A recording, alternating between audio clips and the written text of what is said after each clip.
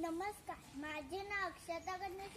माझ्या शाळेचे नाव विद्या मंदिर फुलेनगर कबनूर. इयत्ता तिसरी. माझ्या कथेचे नाव अफजल खानाची भेट. शिवरायांचे 8वे रूप, शिवरायांचे 8वे प्रताप. छत्रपती शिवाजी महाराजांचे नाव घेतात प्रत्येक मराठी माणसाचा ऊर अभिमानाने भरून येतो. शिवरायांना वाटे किल्ल्यांशिवाय कसले स्वराज्य, म्हणूनच त्यांनी अनेक किल्ले जिंकून मोठ्या पराक्रमाने आपल्या ताब्यात घेतले. शिवरायांचे वाढते स्वराज्य पाहून अधिशाही हादरली. बडीसाहेब आता काळी अधिशाचा कारभार पाहत होती. तिने दरबारात प्रश्न विचारला, बताओ कौन लाएगा उस चोर को, बताओ कौन लाएगा उस चोर को. दरबारात शांतता पसरली. शिवरायांशी मुकाबला करण्यास कोणीही येईल, कोणीही विडा उचलेना. तेव्हा एक सरदार धीमी पावले टाकत दरबारासमोर आला.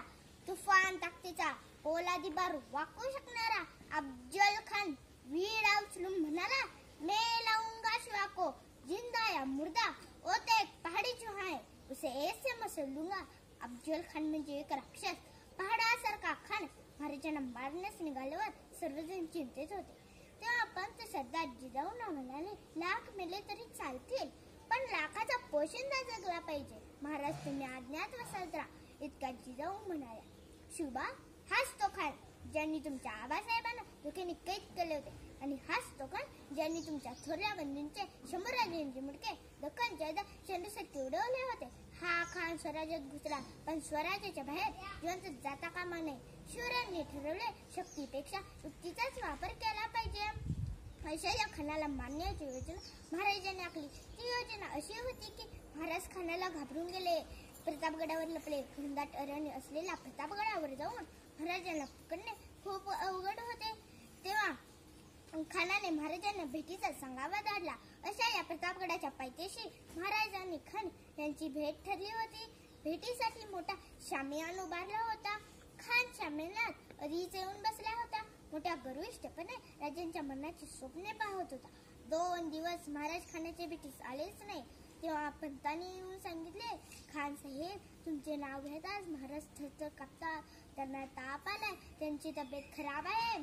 अशा या घाबरण्याच्या नाटकामुळे खान गाफील राहिला. राजे सावधपणे खानाच्या भेटीस आले. शामियानाच्या दारापाशी आले.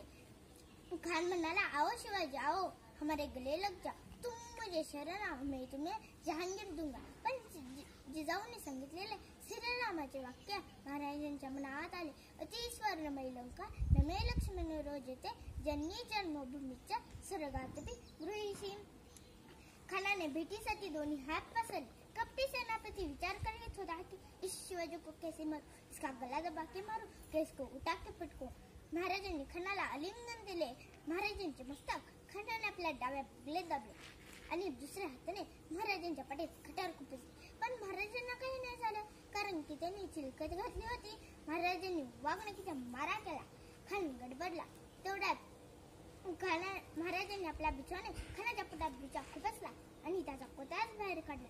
खान ओरडायला लागला, दगा दगा, दुश्मन ने मुझे मार डाला, कोई से काटो, कोई से खत्म करो, कोई से मारो. खानाचा सैनिक आला. सेत बंडा महाराजांवर वार करणारच. इतक्यात तलवारी सकट त्याचा हात खाली टुम पडला.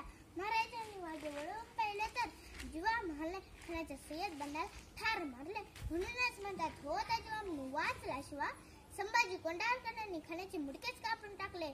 खानाच्या सैनिकांना मराठ्यांनी धुवा उडवला. प्रतापगडावर विजयी तोफांचे आवाज घुमू लागले. कवी कुशल्याने म्हटले आहे, तेज तम्मी अंस पर, कन्नजीवी कंस पर, तो मिलीचे बंस पर, शेर शिवाय शेर शिवाय.